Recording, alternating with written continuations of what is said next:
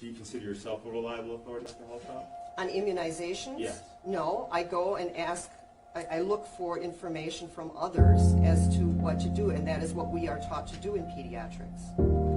And so, who do you look to for information regarding immunization? The Center for Disease Control and the ACIP.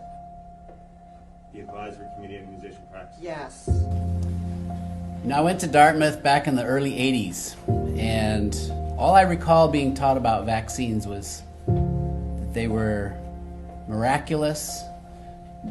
We eradicated smallpox, polio, and followed the CDC schedule. And for most of my career, the CDC and the Academy of Pediatrics seemed to be in the same closed-door room making the schedule that was then released each year, and we just simply followed it. What are we taught about vaccines?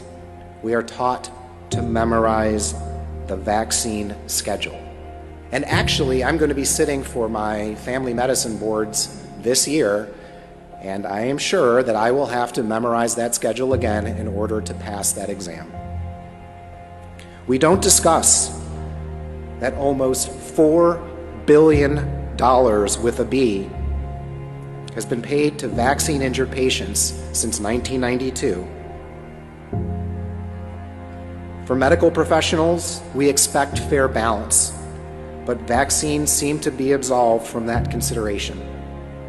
I didn't know anything beyond the vaccine information statements, where we find out that vaccines are perfectly safe, you'll become immortal if you vaccinate, and if you don't, all the babies in the world will die. And that's what the CDC wants us to believe, and I understand why they say what they say. When I started reading vaccine inserts, I was blown away at what had been studied or not studied, at the numbers of kids that were studied.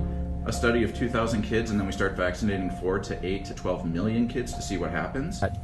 Physicians are just simply, they've been brainwashed from the first day of medical school.